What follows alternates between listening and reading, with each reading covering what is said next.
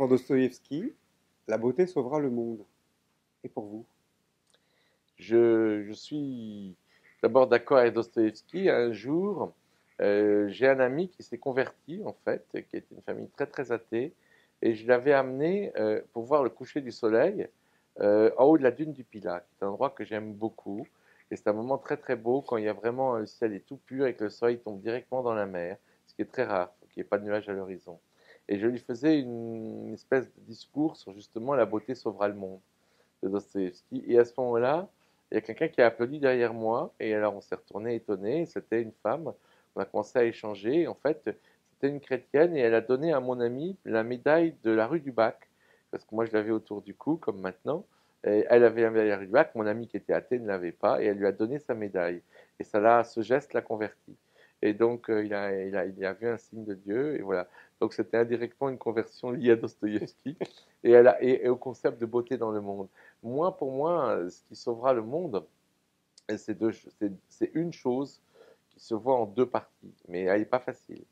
Parce que la première, c'est ce sentiment qu'il y a dans l'homme quelque chose qui nous pousse au-delà des besoins naturels ou des besoins de pouvoir ou des besoins d'ego. C'est ce que j'ai dit tout à l'heure quand je disais que, effectivement, un homme qui veut traverser la mer à la rame ou qui veut monter l'Himalaya, il est déjà au-dessus du statut d'animal. Il est déjà quelque chose de différent. Il est déjà en lien avec cette possibilité que nous avons tous, nous qui sommes des chenilles, de devenir des papillons. Et puis après, il y a le vrai but de la vie, qui est donc, nous étions en Dieu, j'allais dire, comme un animal domestique, vous voyez. J'aime beaucoup l'idée de spirale dynamique. On revient en Dieu, mais à une autre altitude. Vous voyez, si je Mm. projette ici, je suis au même point que là. Mais là, j'étais en Dieu comme un animal domestique, et maintenant, je reviens en Dieu comme un être libre, ayant fait tout ce chemin, mon âme ayant fait tout ce chemin-là.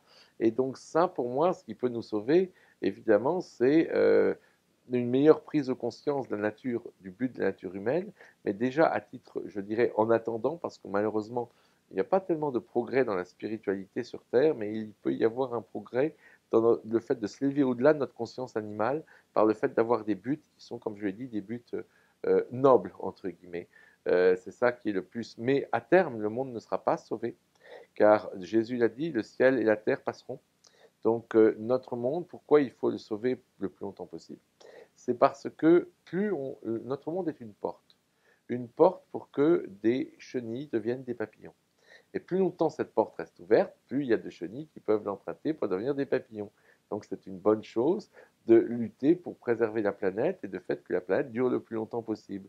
Mais un jour, ce monde est destiné à disparaître, comme tout le reste d'ailleurs. Il ne faut pas donc diviniser la nature, il ne faut pas diviniser le monde, il ne faut pas les mépriser non plus, parce que je viens d'expliquer pourquoi, mais il ne faut pas les diviniser. Donc oui, sauver le monde, c'est bien, mais de toute façon, il ne sera pas éternel. Donc le faire durer, c'est bien, mais il ne sera pas éternel, il faut en être conscient. Merci beaucoup.